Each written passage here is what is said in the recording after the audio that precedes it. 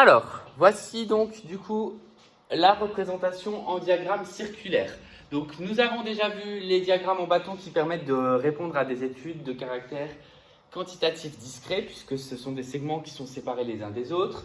Nous avons vu également l'étude d'histogramme, puisque là c'est pour répondre à un caractère quantitatif continu, puisque les rectangles sont collés les uns aux autres. Donc par exemple sur des durées ou sur des tailles, des choses qui peuvent être précises et qu'on va regrouper par classe. Et nous voyons maintenant l'étude d'une question où le caractère est qualitatif, puisque là la réponse ce sont des mots. Je vous ai posé la question, si vous pouviez revenir au collège au mois de juin, le ferez-vous? Oui ou non, et donner un argument. Donc ici, j'ai regroupé globalement vos différentes réponses en y mettant du coup la justification. Alors vous, elle ne collait pas et c'était peut-être pas forcément exactement la même. J'ai essayé quand même de vous mettre dans une seule case pour limiter le nombre de cases, puisque globalement, ça revenait à peu près au même pour les arguments. Donc il y a globalement 4 arguments qui sont revenus, 2 pour le oui, 2 pour le non. Non, parce que le virus vous fait peur et vous avez peur soit de le recevoir et du coup de le transmettre dans votre famille, ou soit justement de le transmettre, peut-être être porteur sain et de le transmettre au collège. Non, parce que vous imaginez bien qu'à retour, il va y avoir des conditions sanitaires, et d'ailleurs on va savoir aujourd'hui s'il y a retour ou pas, et dans quelles conditions. Et donc du coup, ces conditions vous sembleront trop contraignantes et vous aimez bien la méthode de fonctionner d'avant, et donc du coup vous estimez que voilà, ça ne vous plaira pas, donc non. Oui, parce que travailler à la maison c'est quand même compliqué, c'est quand même plus simple d'avoir un prof qui vous explique les choses en face, qui vient, qui vous explique même, alors sur vos cahiers là ce ne sera pas forcément le cas, mais en tout cas qui peut vous venir voir, vous expliquer en détail. Et le oui, parce que vous avez envie de revoir, d'avoir une vie sociale, de revoir, même si c'est à distance avec un masque, de revoir vos amis, de revoir vos profs, même si j'imagine que c'est principalement vos amis plutôt que les profs. Donc, tout ça pour dire que ces réponses-là, ce sont des mots, donc on ne va pas pouvoir en calculer les moyennes, on va juste pouvoir, du coup, j'ai relevé les effectifs, donc là il y avait 13, 7, 10, 6, ce qui fait un total de 36. Alors je crois qu'au total j'avais 38 réponses, mais 2 qui ne rentraient pas spécialement dans ces 4 cases-là. Et il y en a qui m'avaient répondu aussi différentes réponses, enfin oui et non, alors que je demandais qu'une seule réponse. Donc j'en ai laissé 36 par commodité, puisque c'est un tableau de proportionnalité, puisqu'on va devoir faire un diagramme circulaire. Un diagramme circulaire, c'est quoi? C'est faire différentes parts angulaires. Or, le total de l'angle fait 360 degrés. C'est la proportionnalité, donc passer de 36 à 360, c'est facile, il suffit de faire x10. Ainsi, ce tableau se complète très facilement.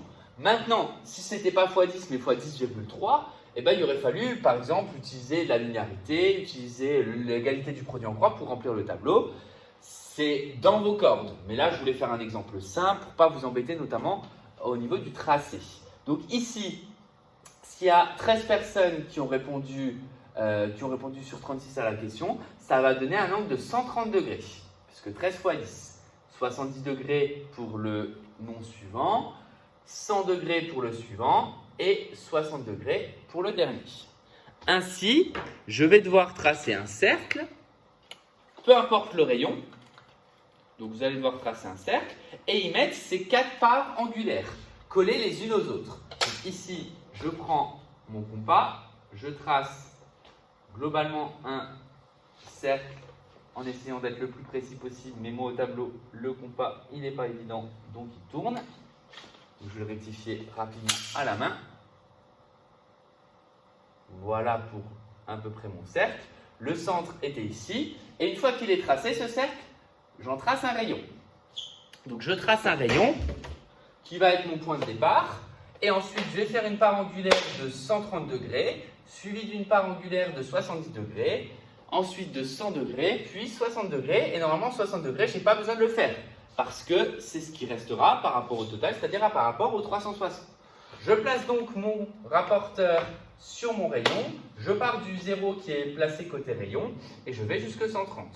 Je mets une petite marque ici, et je relie par rapport au centre, pour dire que ma part va faire ici 130 degrés. Alors, il ne faut pas oublier de mettre une légende. Donc ici, le nom par peur, je peux le noter ici parce qu'il n'y a pas beaucoup par peur du virus, parce que vous avez la place à l'intérieur. Mais maintenant, vous pouvez très bien mettre un code couleur. ici colorier en noir par exemple, et remettre que le noir correspond à cette case-là. Ensuite, le bleu, ça va être la suivante. Donc, le bleu, les 70 degrés. Donc, je repars du rayon que je viens de tracer. Et je mets une marque sur le 70, toujours en faisant attention au bon zéro. Et donc là, 70 degrés ici, en bleu. Alors, avec un bleu qui fonctionne, c'est quand même mieux. Et ici, c'est non de nouveau. Et cette fois-ci, par rapport aux conditions. Donc là, hop, une petite case bleue pour dire que j'ai colorié en bleu. Enfin, pour l'autre, pour le 8 majoritaire. Donc le 8 majoritaire, c'est 100 degrés. Donc je repars du rayon que je viens de tracer et je place 100 degrés. En sachant qu'ici, normalement, il est censé rester 60. Si mon cercle était droit, en tout cas vous, il est censé rester 60. Donc ici, je prends le vert, par exemple, ce sera le vert et le rouge. Donc le 8 en vert ici. Donc là, ça serait 8 pour travailler. Meilleures conditions de travailler à la maison. Et donc du coup, ici, la part restante, vous pouvez la mesurer. Normalement, elle est censée faire 60 degrés. Puisque ce sera 8 par rapport aux amis. Donc là, c'est 8 par rapport aux amis. Donc voilà comment construire un diagramme circulaire. Vous, ce qu'il faut être capable de faire, c'est évidemment d'en construire, mais également d'en compléter. Si je vous donne un diagramme circulaire, il faut être capable de me donner le tableau qui correspond, en sachant que c'est un tableau de proportionnalité entre l'effectif total, ce qui est proportionnel, c'est l'effectif total, et la valeur de l'angle total aussi. Donc 360 degrés, c'est pour un diagramme circulaire entier. Un diagramme semi-circulaire, ça serait 180 degrés. Et donc là, au lieu de multiplier par 10, on multiplierait par 5. Voilà pour la réexplication normalement de ce que vous saviez faire depuis la 6e, voire la 5e, sur la construction des diagrammes circulaires. Nous allons maintenant voir des exercices qui portent à ce sujet. Et ensuite, il nous restera la partie moyenne à calculer et la partie médiane simple aussi à calculer. Donc moyenne, il y aura moyenne simple et moyenne pondérée. Pour les médianes, par contre, on va donner des médianes de petites listes. Donc les médianes de grandes listes, vous verrez ça en 3e.